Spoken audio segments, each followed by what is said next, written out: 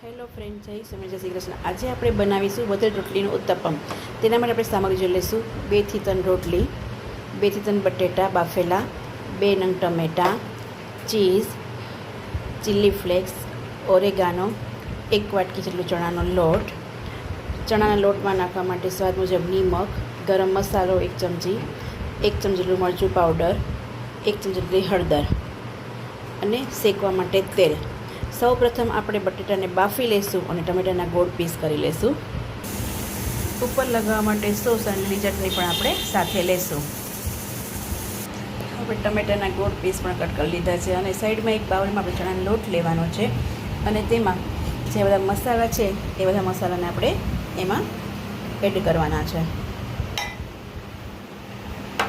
અને પછી તેને આપણે પાણી નાખી અને જેવું પુડલાનું ખીરું તૈયાર કરીએ છીએ એવું ખીરું આપણે એને તૈયાર કરવાનું છે.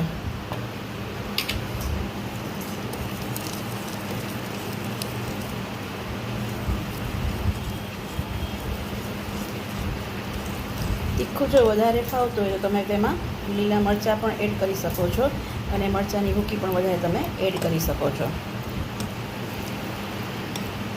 પછી આપણે બેટરમાં થોડું પાણી નાખવાનું જરૂર છે.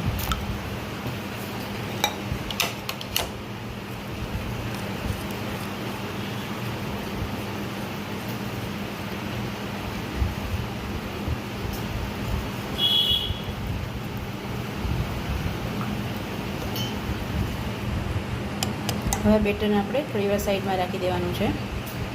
હવે આપણે એક પેન મૂકવાનું છે.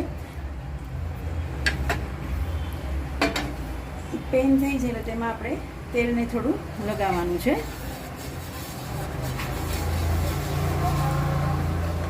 તેલ લગાવે છે એટલે એમાં થોડા આપણે ટમેટાના પીસ,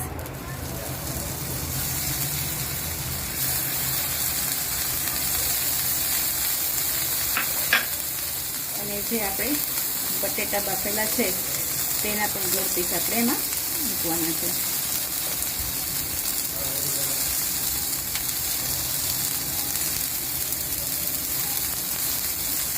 અને 2 મિનિટ માટે એમાં રહેવા દેવાનું છે. અને જે આપણે બેટર તૈયાર કર્યું છે એ બેટરને આપણે આમાં એડ કરવાનું છે.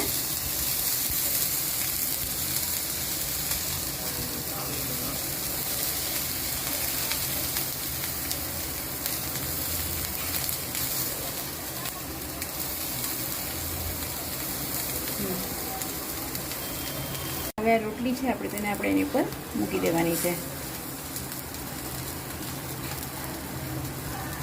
અને આપણે રોટલી ઉપર તેલ લગાવવાનું છે.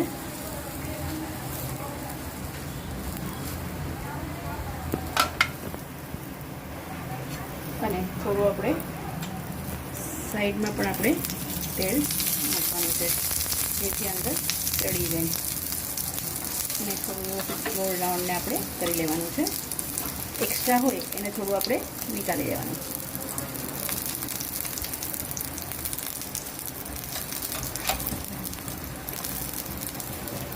પાંચ મિનિટ માટે એને થોડું ખરાબ કરવાનું છે.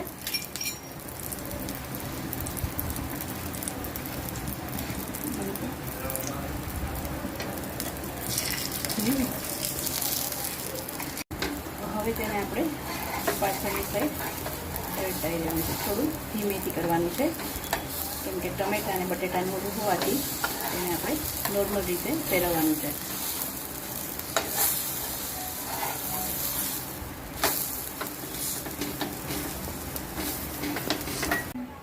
હવે આપણે તેમાં લીલી ચટણી થોડી આપણે લગાવવાની છે.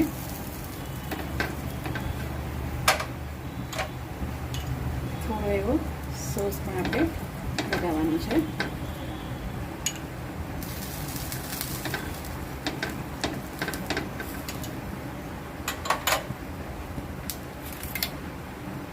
અને થોડુંક એવું આપણે ચીલી ફ્લેક્સ,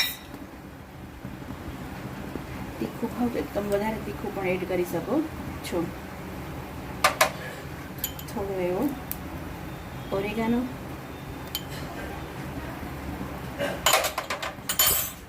અને ઉપર થોડું એવું ચીઝ.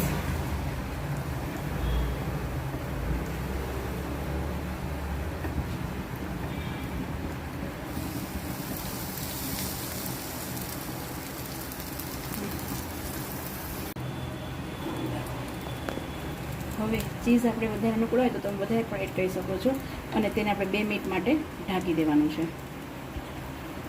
આપણે તૈયાર થઈ ગયા, તેને આપણે એક પ્લેટમાં કાઢી લઈશું. હવે આપણે તેને કટ કરશું.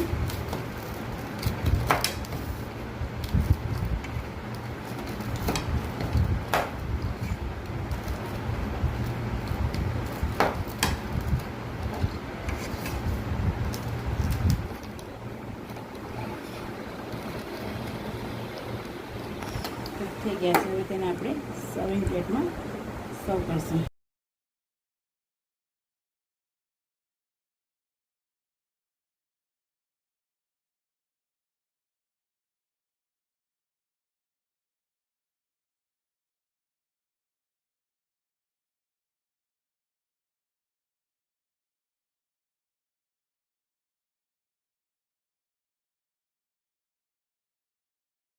તૈયાર છે આપણા બધલ રોટલીના ઉત્તપમ.